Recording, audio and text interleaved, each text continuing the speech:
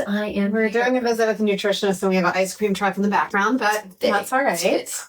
So, I am Dr. Karli Goldstein. I am an endometriosis surgeon, and today we are doing an inside look for an office visit on follow-up 4 years after surgery. So after surgery, we still do a lot of things. We do hormone management, nutrition, lifestyle, complementary things for after endo care and after surgery. And so today we have a special celebration and inside look with our also in-house nutritionist, Lisa Lisiewski, who was a stage 4 endo patient herself. And so today is my 4-year anniversary. Your 4-year anniversary. So the day that I say endo almost killed me.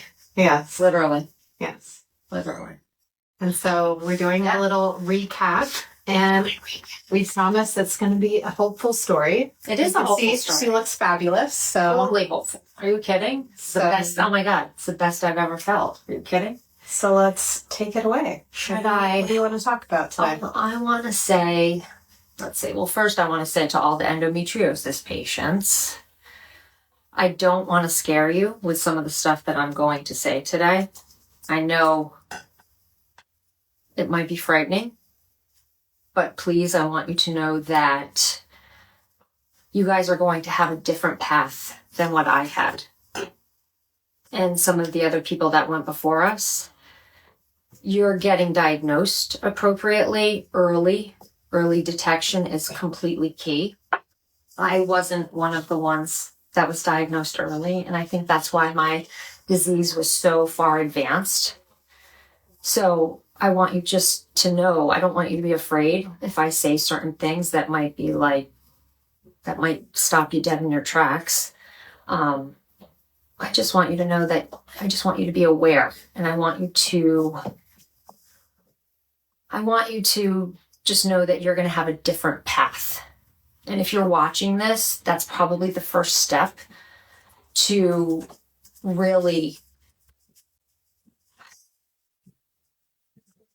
making sure that you're going to go down the right path with this disease. The other thing that I really want to do too is I just want to thank everybody. Yeah, that's okay. I just want to thank everyone that played a huge role in keeping me alive. Because the last 4 years have been so difficult. They were difficult. Mm-hmm. And I promise you, I will not waste my life. I promise you, I will not. I won't. You're not already. I'm not. Well, and right, we think that probably your endo was kept at bay for so long. Your symptoms were kept at bay or minimized by all the nutrition work that you've done. Yep. So Lisa's a nutritionist. She does amazing functional work, takes all these enzymes, the best supplements, and all of that work that you're doing and doing now for so many of our patients that's complementary for endo care is likely really the main part that reduced your inflammation enough that you were able to go for so long with it getting so advanced. Yes, exactly. It was almost like such a good Band-Aid or treatment that you were really handling it. Yeah, you know? That's the problem. And you were able to manage without that much pain. Yeah. You know? 100%. Because I don't remember you even being in that much terrible pain before. You were the only doctor that I had, because I remember when I met you, you asked the right questions. Okay. Yeah. You sat there, you're looking at you did my exam. You did an exam on me too. Second did his exam. You're looking at my scans and you're like, why are you not on the fetal, on the floor in the fetal position? How are you working 70 hours a week? What are you doing? Yeah. That's because I didn't know that you knew that you were endo, but you knew. And I was so nervous when I saw you because I knew, I'm like, this is going to be really bad. And I need the best hands working on me because it's bad. Mm-hmm.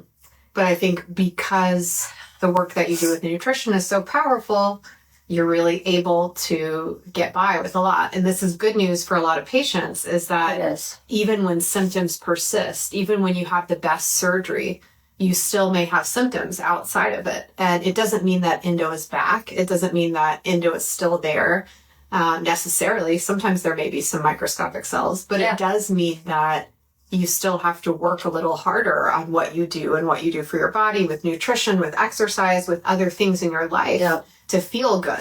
And Lisa's the perfect example of that. And then that's why it's exciting to have her as a guest today, is that, you know, there's so much collaborative work that we do now with our patients, and it's so fun. We just had a post-hysterectomy patient today that's 11 weeks post-op, and Lisa happened to be here early, and then we connected her with that patient having some bladder issues. We're going to work on that with nutrition and with some enzymes. I mean, there's so much work that really crosses over, and it's exciting because there's a lot to be done. So I think what we want to overall portray is, how are your hormones doing? Lisa's on HRT. She's in menopause, but we're on hormone replacement. We're going to look at her levels, look at the balanced approach today that we're doing, see if we need to alter anything.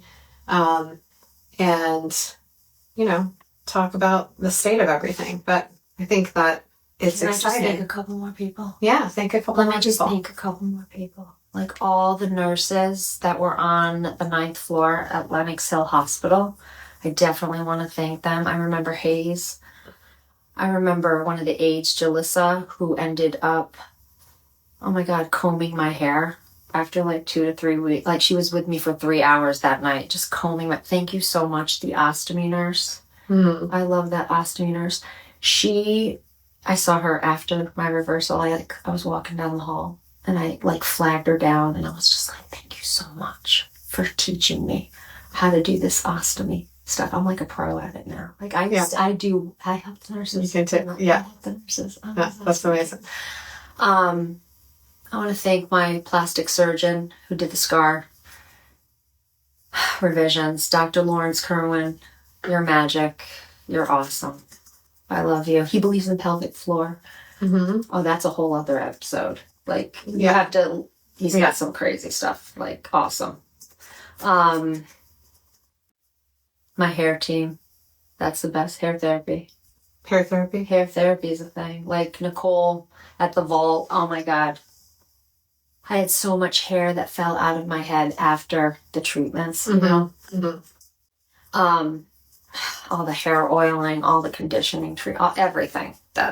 Thank you so much. I love all of you guys there. Even Stacy Joe at Regive, who did she's doing some of my scar, getting the red out with her lasers. Cindy Kanan, thank you so much. John Jasinski, too, at Connecticut Dermatology. He's the best. He did some scar, like, getting the red out. I love it. Yeah. My family. They're big ones. Oh my God. My brother.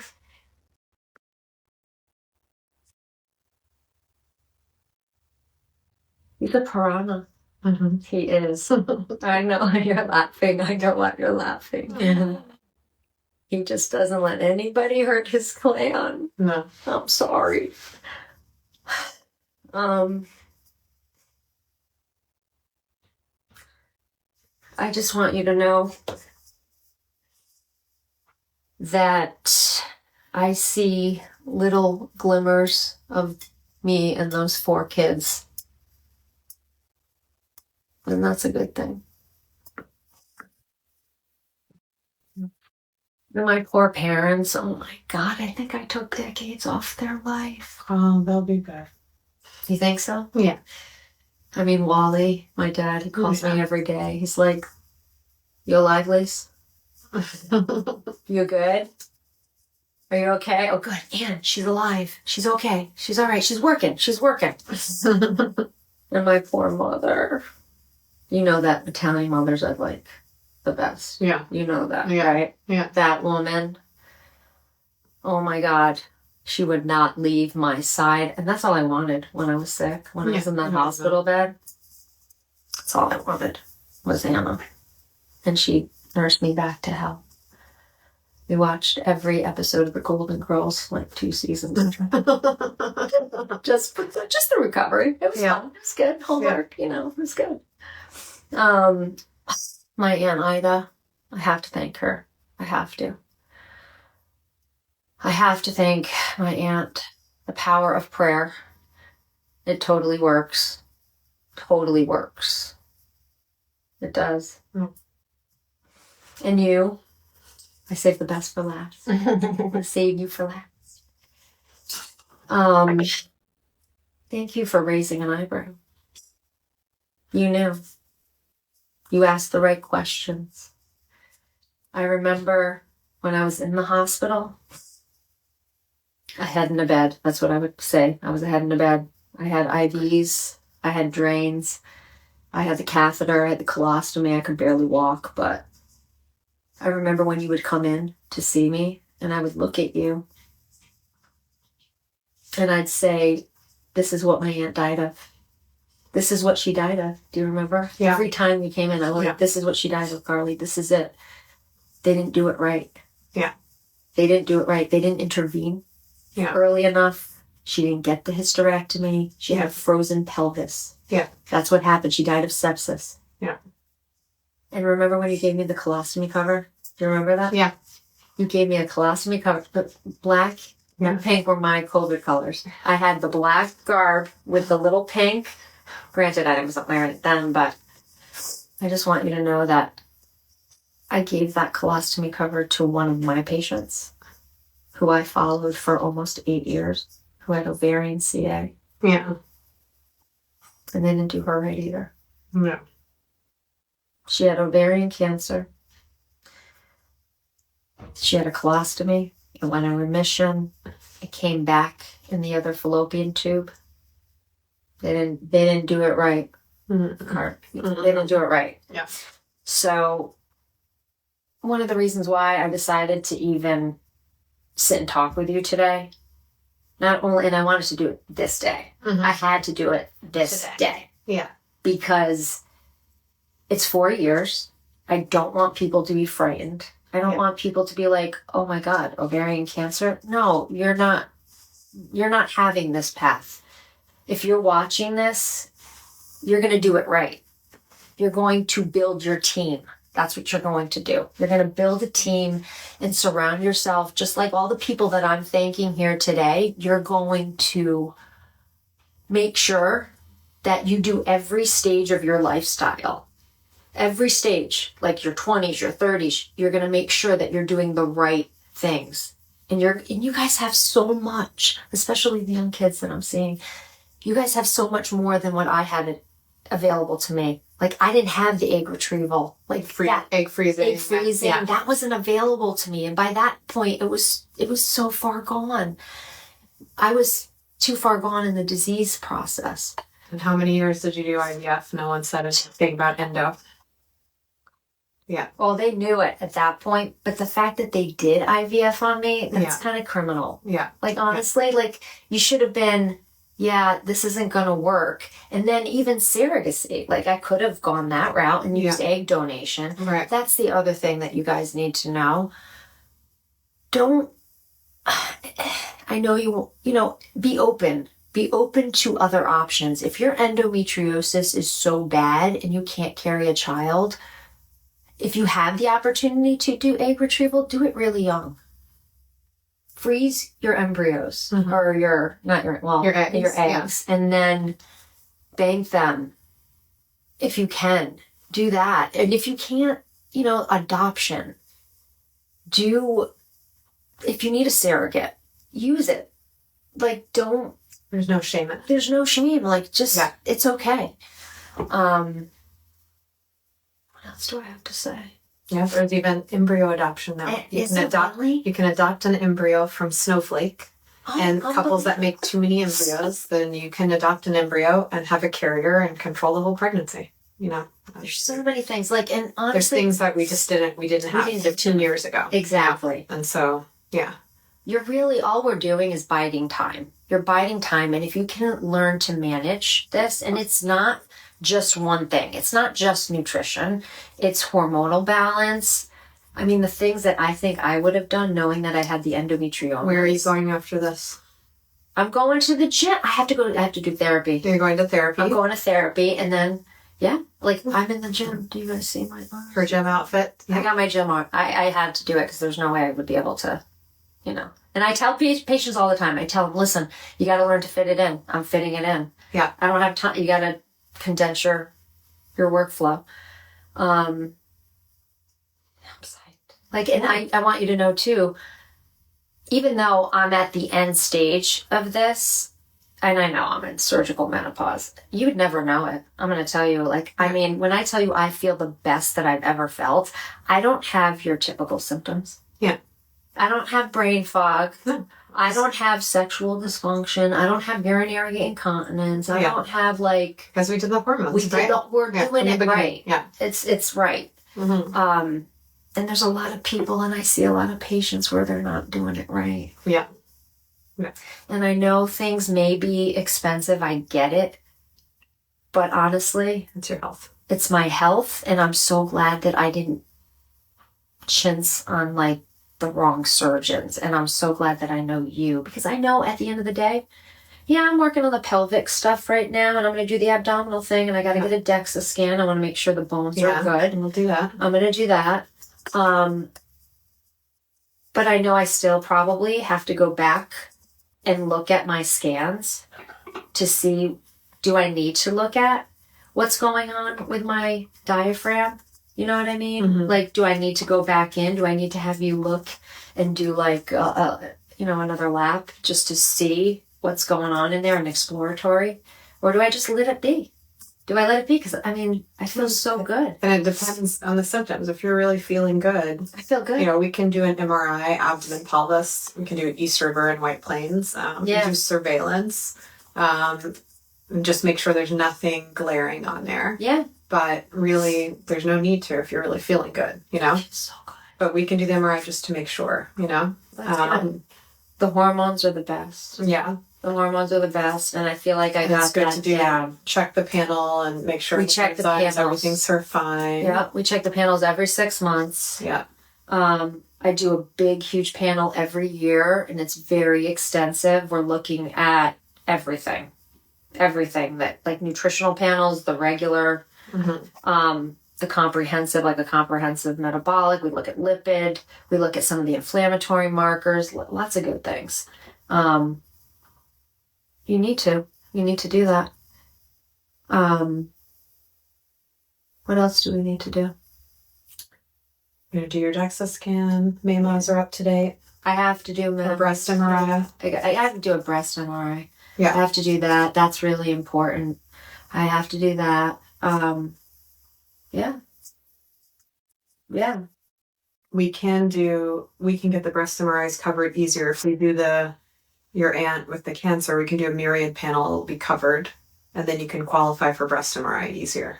So if we have an elevated risk based on family history, we can then do that. basically, was mom's side or dad's side? Maternal aunt or paternal? Paternal. Okay. So that's one way we can do that, is that we can get the breast MRIs approved. If we go through myriad, do elevated risk, and do your profile, then we can get that covered easier. Okay. Okay. What else do we need? I think I feel so. Colonoscopy. I have to do. I didn't have one. You haven't had I don't want one. Do I need to get one? We'll talk to Manolis about it. Let's see. I don't want to get one. Do I need one, Dr. Manolis? I'm just 6 inches out. And you know what? That's the other thing, too, I should probably tell. Because I have a lot of people that are like, oh, what if I have to get a resection? Mm-hmm. Now, I've had 6 inches of my colon taken out. I'm totally fine. It was hard. I'm not going to lie. It took a good year to really get my bowels and everything back to baseline. You had more loose stool for a long time, right? A lot of bowel movements, loose stool. So the biggest thing is, more frequent bowel movements while you're recovering. Yeah, that was the worst. But you did a lot of enzyme work and a lot of nutrition and stuff. I did all the GI medical foods that were the best for that, to really soothe a lot of the probiotics. I had really good GI support, nutritional GI support. But My bowels are totally fine now. I just need you to know that. I don't have, it's really weird, which I thought was, and I was telling the girls out there, endometriosis patients have so much pain. Mm-hmm. Like, we have such a high threshold for pain. And our normals are what we think is normal. Like, when you guys did your evals on me, how are you pooping? Like, how I poop. I know I can't believe I'm talking about poop, but I talk about poop all day long. How I poop now is so, it doesn't hurt. Like, who would have thought? Yeah. Like, I had no idea that was endo. Exactly. Yeah. Like, that's crazy to me. Yeah. But I have no issues. Like, I have no issues with my bowel, which is phenomenal. Phenomenal. Thank you. It's great. That was my worry. Yeah. That was my worry in recovery. Like, am I going to have 8 to 10 bowel movements a day? That's what I was scared of. Mm-hmm. But I don't. I feel really good. And I actually went back to my old regimen, kind of, before the surgery. It's a little bit abridged because I'm you see my muscles. Yeah. Coming in, okay. Yeah. So I had to do like a little creatine. I'm doing all my aminos, all that good stuff. But endo isn't. Yeah, I like it. You doing that one? I'm not doing that. I do the one for Meta. I like Metas, but yeah. But I also like Clean too. They're good too. Yeah. Thorn's great. I like them. Yeah. Endo isn't. It's not dead. It's not. It's still there. So that's the part. It's just about reducing the inflammation. It's about reducing the inflammation and like having no pain. Like, I have no pain. Yeah. It's phenomenal. Yeah. So even if there's microscopic endo still there, a couple implants, they're not bothering you. Yeah. And they're not. As far as you're concerned, the endo's gone. Yeah. Exactly. And yeah, there may be no cure to get rid of every single microscopic cell. But for you and for me, we don't live. We don't really have endo. We have a great. It's great. Yeah. I mean, like the hormone regimen, the fitness, and getting it all back. The exciting part and the hopeful part is that you can feel more fantastic. Mm-hmm. I think I feel better than I did when I was in my 20s. Are you kidding me? For sure. And for me, that part. That's the key. That part was having the ovaries and hysterectomy, having ovaries and uterus out. Yeah. Got rid of all of the final pain. Yeah. I agree. Even if there wasn't endo, there was adenomyosis in the uterus. There was still ovarian pain that was happening. Yeah. And those swings were still very hard to control, And it's hard when the patients are younger and we can't control all those hormone swings all the time. But reducing the inflammation and then trying to, mitigate some of the swings is important in the meantime, Do you think, this is what I want to really ask you, like girls that have endometriomas, do you think it's better for them to suppress their periods and not bleed? After removing endometriomas? Yeah. I mean, I know not everyone tolerates it, but it does suppress ovulation, which suppresses the risk for future ovarian cysts, And when we suppress and growing them. So endometriomas, if you can't get it removed right away, by taking birth control, it won't get rid of the cyst. Right. But it will stop it theoretically from growing. We think that endometriomas seed and grow whenever you continue to ovulate on the same ovary. Yes. Then that ovary reduces and it leaks its cyst fluid, and the endometrioma fluid falls into that cavity and it creates a bigger endometrioma. So when people try to put you on birth control, it's not always just to box everything out or mitigate symptoms, but to reduce the ovulations can help reduce the risk for cysts. Yes. It doesn't make them go away completely. It doesn't make them disappear, but it could help them from stopping to grow.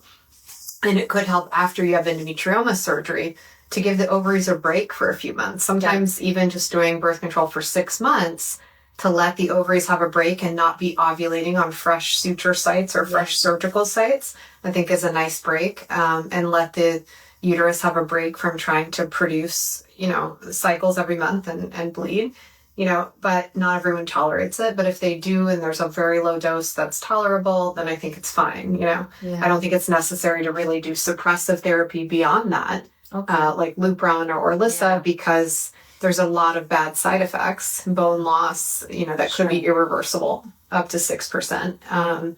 And for young patients and only having severe side effects with the benefit of only 2 years and being a Band-Aid, I don't think that, I mean, most of the time I don't recommend that over ever doing something like low dose birth control. You know, the benefits with those medications, I think just short term for fertility for 3 months, for during treatments, during staging for surgery and moving to another case, things like that. There are short term benefits of them, but the side effect profile is so immense that it's really hard to tolerate and push that on young patients, They wanted to put me on Lupron after my first surgery. Yeah. When I had the endometriomas. Yeah. That were like on either side. They were like too many basketballs. Yeah. That's how crazy big they were. Yeah. And my stomach is like, I'm tiny. Like I was flat as a pancake. I weighed like $110. Yeah. You know? Yeah. But you know what? You find your right people. You need the right people. Please get the right people on your team and check in with them regularly. I think that's so critical. And the nutrition support you're doing, low inflammatory, you're basing it based on food sensitivities and things like that, right? 100%. We look at food sensitivities, and anti-inflammatory diets, taking the chemicals out, and it's everything. It's not just food. I mean, it's red light. Cold plunging. Yeah. Not yet. I'm not doing you don't I'm ready to get. I'm getting. Yeah. The whole 9 hours. Everything. Like you're doing so many grounding math. Like there's so many different things that we're doing. Yeah. You know. Yeah. It's multifactorial. Yeah. It's not one thing. That's the key. It's a lifestyle. Like you can't just be. You got to be dedicated to it if you want to, and you have to take charge of your own health. You have to. Yeah. If you don't, you can't blame, this is our medical system. I hear that sometimes from patients. Like, our medical system is broken. It's like, your medical system is what you make of it. Who are you surrounding yourself with? Who are you utilizing? I believe in continuity of care. I believe in having the same doctors. I want them to know me. I think that's important. I do. Yeah. I think that's key. Well, and you've mentioned a lot of people. You have a big team. I have a big team. It's a big... hairdressers are involved, for God's sake. I don't stop there. Best therapist ever. That's how I feel. And I'm just happy. I am happy that I lived till 50. Yeah. Can you believe I'm 50? You don't look 50. I am... Thank you, 50 cents. I made it to 50. Yeah, so what else do we have to do? Are we good? Not much. We need new refills or anything? Let's see. Go some of your old labs. I think I gotta get new labs. I do need to. I have to get those. I was supposed to do them last month.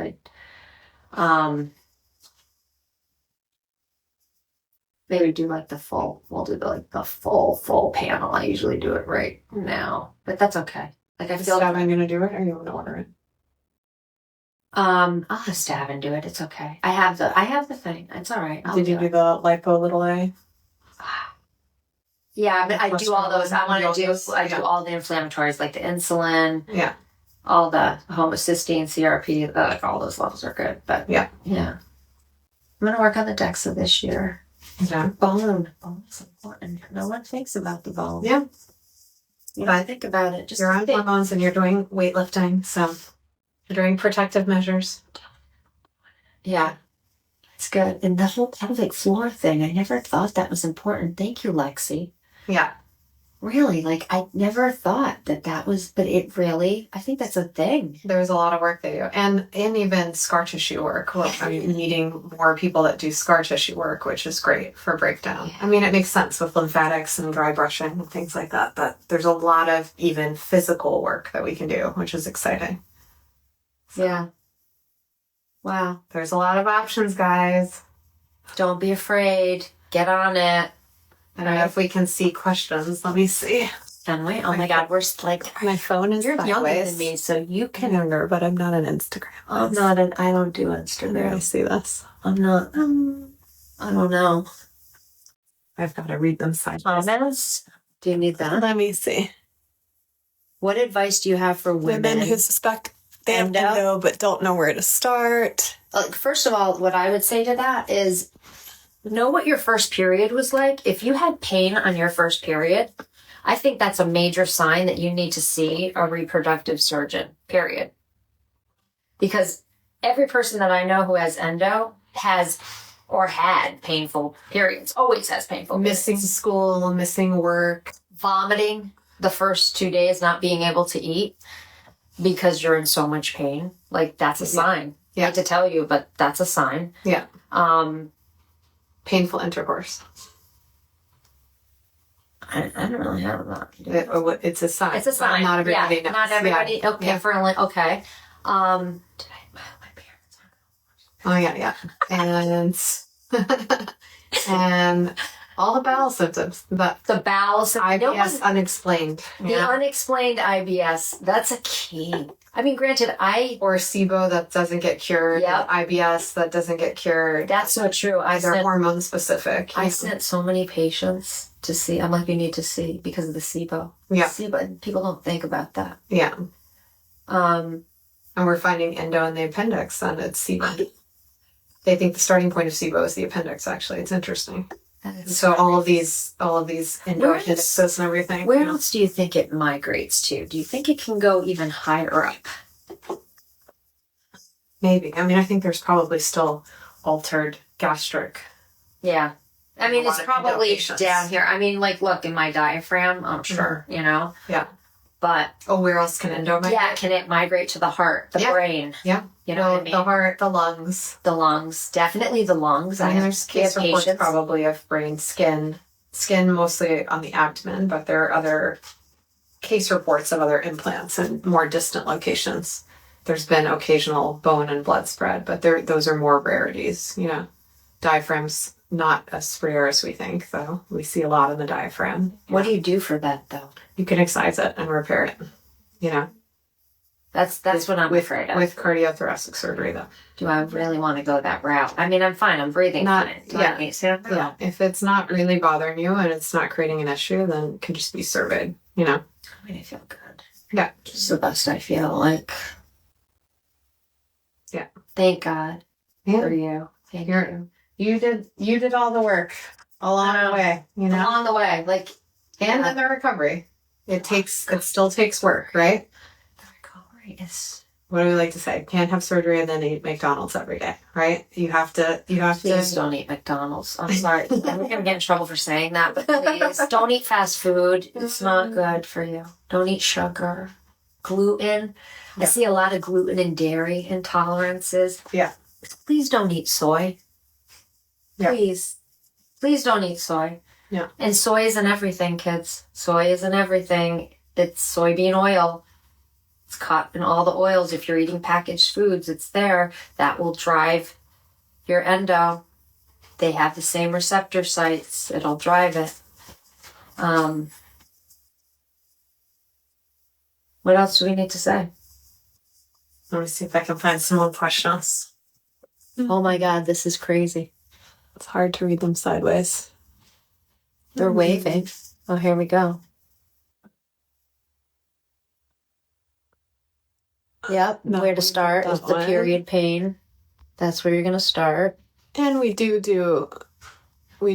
you know, education even on young patients. You know, I have conversations a lot with young ones and we don't have to start the pill or do surgery right away, but we can just have a conversation about what's normal and what's not. Mm-hmm. And with an exam or without an exam, and sit here for an hour and talk about what's normal in the cycle, what's not normal, what to look out for, and watch from the beginning, from teens. Yeah, that's what you need to. That's very exciting because then they know and they have a safe space to come and talk about it, and we don't have to push surgery right away, but we're here listening and then ready to intervene when we need to. Yeah. And it doesn't have to be, you know, birth control for all the time and all of these endless things that are pushed on everyone. There's plenty of options with nutrition support, with physical therapy, with exercise, with acupuncture, with Lita, with all of our people that we work with that are supportive. And so there's a lot of things that we can do aside from just surgery or just birth control. And I think that's the exciting part. Yeah. Okay, good. Kessie's sitting to me now. Let's say, what if your pain is primary during PMS?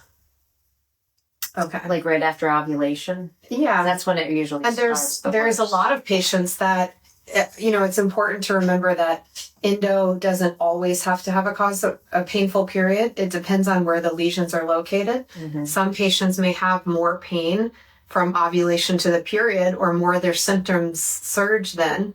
You have 2 phases of the menstrual cycle where estrogen is really surging before ovulation and after ovulation, before it plummets right before the period. And so there's really a bimodal time where estrogen is going up. And I think patients are very symptomatic at those moments. And so, there can be issues with premenstrual dysphoria or premenstrual mood changes, plus very severe pain and endo symptoms. Sometimes patients have adenomyosis or disease in the uterus. They have more cramping and pain before the period than when the actual period. Yeah, we're not by any means saying it's all or nothing on one day. Every endo patient has a little bit different response on, it looks like we might be frozen. Let me see. A little bit different response on when their pain symptoms occur. And some of them may have that latter half of the cycle more than anything else. Yeah. Or pain really sharp with ovulation and mainly just bowel symptoms. Yeah. And then they're told by an OBGYN it's not endo because they don't have painful periods. Yeah. So it's important to remember that endo goes all over the place. And so you really can have a wide variety of symptoms and times when those occur, depending on where those lesions are located and how they're affecting you. I know when my periods, like my favorite days of my cycle were days 5 through 8. Mm-hmm. And then after ovulation. Days 16 through, that was terrible. Like the first want to die. Yeah. Like I was just like, oh God. Yeah. But that was when I didn't do anything. And then you learn. Yeah.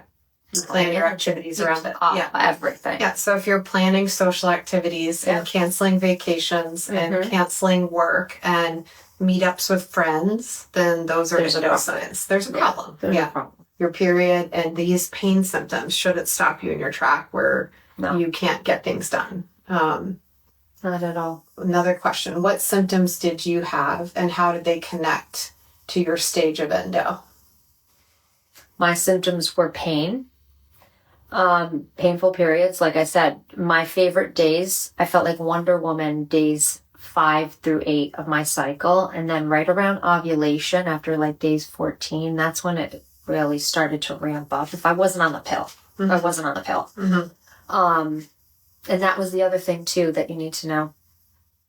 There was a point I was on hormonal suppression for so long, for like decades, and then I got to a point where I'm like, oh wait, is this good? I want to go natural. Mm-hmm. Sometimes you can't go natural. You need to combine nutrition and Western hormonal support. There's nothing wrong with that. I hear a lot of that from the girls. Yeah. But my periods, like the first couple of days, if I didn't chase that pain and take like certain, concoctions of Advil and Tylenol and things, it would be. And if it was like, oh my God, if I don't take it by 4 o'clock, it's going to be like, it was that crazy. Yeah. And that's it. Yeah. That was the worst. I would also say too, like during those first 2 days of my period, I wouldn't eat because the pain was so bad. I couldn't eat, and I just talked to somebody this week, her daughter was dry heaving, vomiting. Mm-hmm. And it's like, I remember those days too. It's the pain. Yeah. The pain is so severe during those, certain points. Right. That's a sign. That was a sign too. So. Yeah. Yeah. And how did that connect to your stage of endo? I mean, you had some of those symptoms even from your first period, you said, right? Before it even got to stage 4, you had those symptoms. From like the onset. I remember when I first started bleeding. And how do you think when your endometriomas were very bad and the bowel was very bad, how much worse were your symptoms then? Well, I was managing right.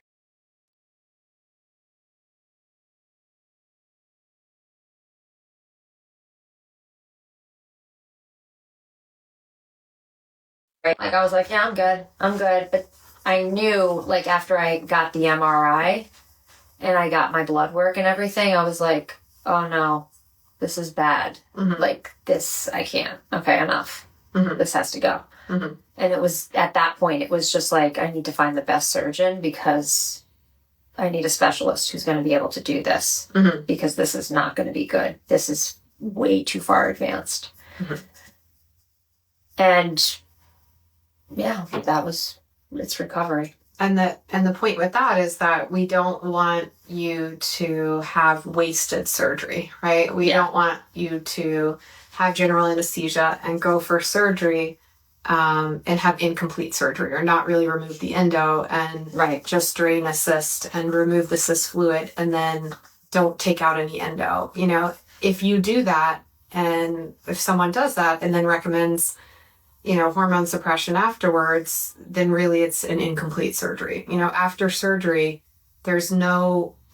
when you do complete endometriosis excision, there's no rule saying you have to be on birth control or you have to have an IUD inserted at your surgery, right? Those are all preferences. And we look at all of those and we weigh all the benefits and the risks and what patients tolerate and what they want to do. And then we make a plan based on that. So there's no, concrete rule on any of these. And I know some places say that you have to have surgical suppression or, hormone suppression afterwards, but I don't believe in that. If patients don't tolerate it, they don't tolerate it. Everyone has to listen to their body and what's the best plan. Sometimes there is a role on a break and you don't have to feel bad about it if you need to be on those for several years to get by for your work or for schooling or getting through med school or difficult master's programs.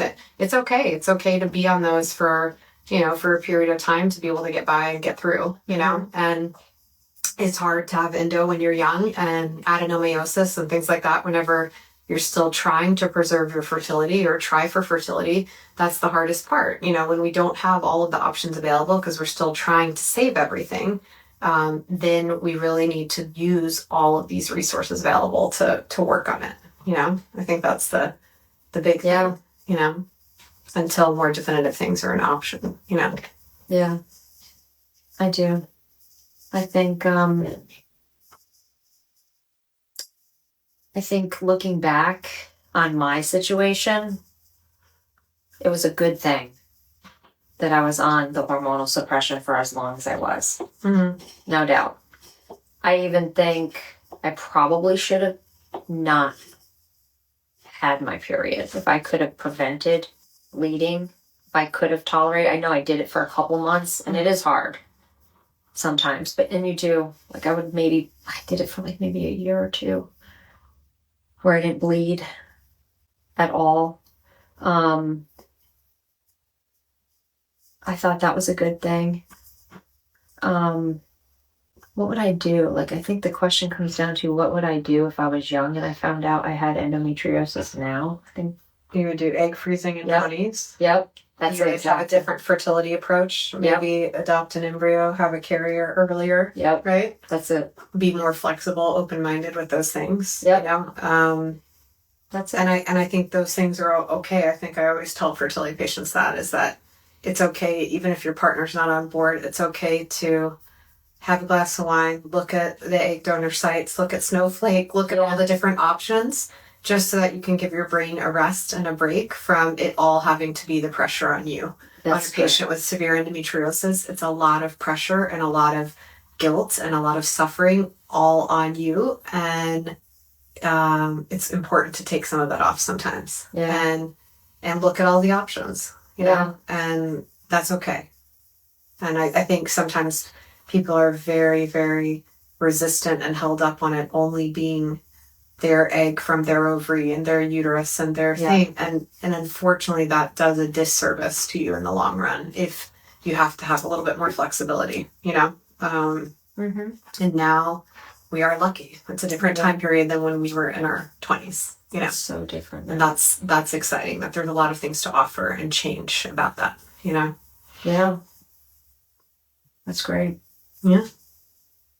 Any more questions? Amazing. What is? We're wrapping up in a few minutes. If anyone has any more questions, let us know. We're going to get cut off at 3:30. Get your hormone panel done. We'll do your refill. Love it. We can do the myriad thing to get your breast MRI. We're going to do that. We'll talk to Anolis. We'll talk to Anolis. We'll talk to You know Anolis. what came up too? Like, because I have the colectomy, right? They did the you think M-sculpt? Can I do M-sculpt, you think? Yeah, I'm fine. So I think I should be fine. Yeah. Fine. Like, I mean, they did a double. They used the 28 EEA stapler that has like that, some of the circular stable lines, but it's all right. Should be good. Yeah. I could probably do it to strengthen my abdomen. Yeah, A little that'd bit be more. fine. I mean, I'm doing sit-ups, so I'm doing planks. I'm going. Yeah. I'm doing it, but You gotta do planks and lift the weights, row back at the same time. Those are really difficult. It's really hard. Love it though. Yeah. I'm so excited to be back in the gym. I nursed this area For so long. I'm back. I just want you to know I'm back. Yeah, that's exciting. It's the best. 40s, 50s, listen, they can be like better than the 20s, so it doesn't matter. I mean, Yeah. I can't wait to see Dr. Manolis. I can't wait to see him. I want to see him because he's going to be like, I don't know who you are. Yeah. He's going to be like, I don't recognize you. I'm like, I know. I know what I looked like when I was in your office. It wasn't this. Yeah. So that's the exciting takeaway, guys, is that there are options, right? And there is collaborative care, and there's so many supportive things that we can do. And that's really the importance of follow-up and continuing care with endo, is that we're keeping track of all of these things, getting all of the best regimens, the best complementary pelvic floor therapy and physical therapists and, personal trainers and nutrition and all these different things to really keep you feeling really amazing and great. And long-term, even when endo's gone, it's still just important to keep you healthy and have really great bone density as you age and not have poor mobility later. All of these things are really so important in the long run. Please. That's my goal, right? That's my goal. Yeah. Yeah. You gotta sit up, squat, jump up and down. Do it. You gotta do squat up and down and jump up and down multiple times a day. Yeah. Thank you guys so much. Come and see me if you have endo. We'll put Lisa's information up later, and we'll put her my card. Like, I take insurance, which is awesome. Thank you so much, Faye, for doing my billing. New York and Connecticut. I'm in New York, Connecticut. We can always give advice. Yeah, other places and go through what you're doing, and she can make some tweaks and give a lot of advice. So thank you so much. Thank you for coming as a guest today. It's very exciting. It's so good. Thank you for being my doctor. If you guys have last minute questions, you can always email them, and we'll try to make this a recording on YouTube or on the website so you guys can pick it up later. Thank you. All right. Thanks for being here. Thanks so much.